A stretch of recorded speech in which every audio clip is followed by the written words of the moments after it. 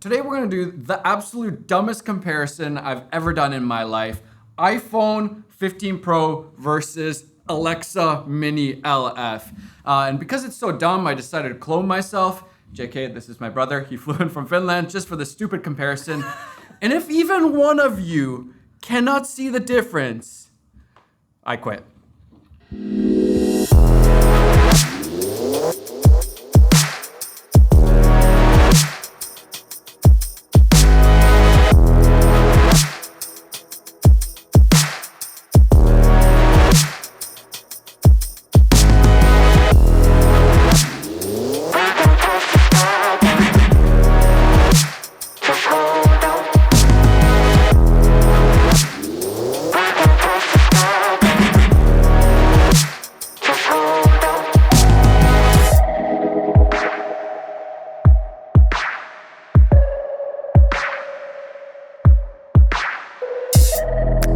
Okay. How many of you saw a clear difference? Could you tell which was which? And let me remind you, this is a $100,000 Arri Alexa Mini LF camera package versus an iPhone. Let's watch through one more time and I'll tell you which is which. And do me a favor, count how many you got wrong. Be honest, because I bet you got at least one wrong, which is just insane. Now there's obviously some giveaways, for example, the stabilization on the iPhone versus no stabilization on that. And as you're watching, you can just see how good the Arri Alexa colors are every single time without exception. And of course, I was only using the 1x wide camera on the iPhone, which is the highest quality one. If we compared the other cameras or focal lengths, I think it'd be a lot easier to spot the difference. But I don't think anybody would have said a few years back that you could do a comparison between a $100,000 Arri Alexa Mini LF setup to an iPhone that costs like $1,500 or something around there. The camera technology is just getting so crazy, especially in these smartphones, because we're kind of the beneficiaries of the battle between all the smartphone companies and trying to one-up each other, make better and better tools. And right now, cameras have just been like the thing that they've really been focusing on, because that is one of the things that we use most in our smartphones, the cameras. Oh, I was gonna do this comparison with my brother, but we ran out of time and went to dinner with the families and stuff, and now he's back in Finland, and so yeah, next time. But go and subscribe to my brother. He's really close to getting to 100,000 subscribers on YouTube, which that's a big milestone. Let me know, how many did you get wrong? How many of these shots fooled you?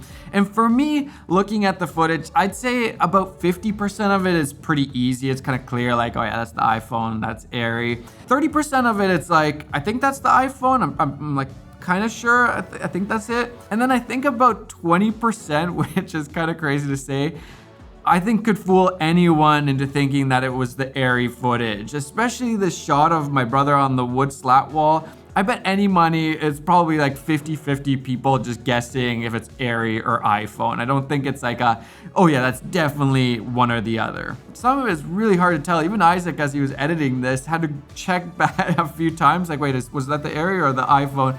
Which to me is absolutely crazy, and probably the coolest part. I thought this was just to be like a stupid comparison, that like obviously the Arri is just so much better, which it is, but I didn't think that you could essentially intercut iPhone footage into Arri footage and people wouldn't realize. The fact that it's not jarring to put iPhone footage along with Arri footage, the fact that you could put iPhone footage into a feature film if you wanted to right now. The fact that a few years ago, nobody would use this as their main camera. And honestly, I think this might be the best beginner camera out there.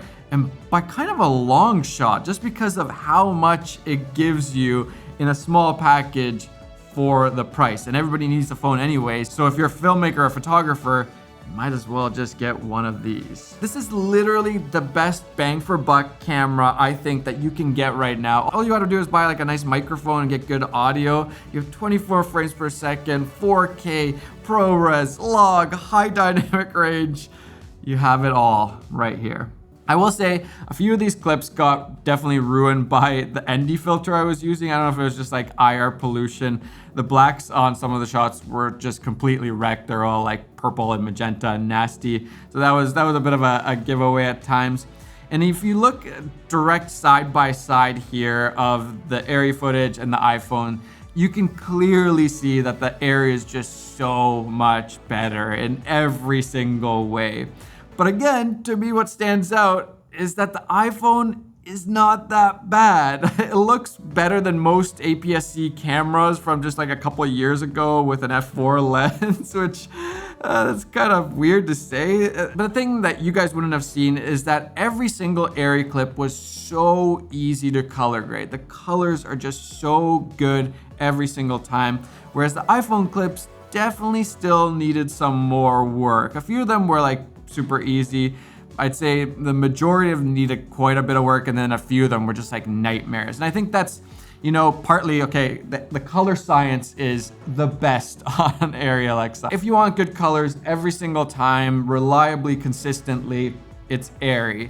Now, with the iPhone, they're doing so much computational photography stuff that sometimes it's gonna get it a little bit wrong, or it's not gonna be as consistent because they're doing all this crazy stuff and the results aren't super consistent every single time. So sometimes the exposure is really messed up and so hard to correct, or sometimes the colors are just so off and they're really hard to kind of get right because there's just so much going on. But I will say it's never been this easy as with the ProRes log footage. That just made it so much easier to color grade iPhone footage. And I still think one of the best software computational photography features that the iPhone has is their HDR video. I feel like they just do it so well, where these sensors in here natively would not get you very much dynamic range. It would look pretty bad, really cheap, and just not good. But with the computational photography, they're adding so much dynamic range that even that isn't like a dead giveaway with the Arri, which has insane, real good dynamic range, not computational photography, like actual dynamic range. But with this, you can get about the same amount of dynamic range. It wasn't like clear, like that has way more dynamic range than this. It's really crazy. And I think that makes these tiny sensors look so much better than they should. So some of you after this comparison might be like, well, what the heck? Why would you ever buy that? And to me, actually, I had the opposite reaction where like, this is the consistent, reliable, works every single time, gets you the best of the best every single time. Whereas like you can do incredible things with this, but it's not gonna be reliable, consistent, works every time. And so if you're working on big projects, high quality things, you're obviously not gonna use an iPhone because it's not consistent. You want something that works every single time. And that was like, you know, at least back in the day, that was like the downfall of something like the Blackmagic cameras where they just weren't as consistent, and so people didn't like using them as much.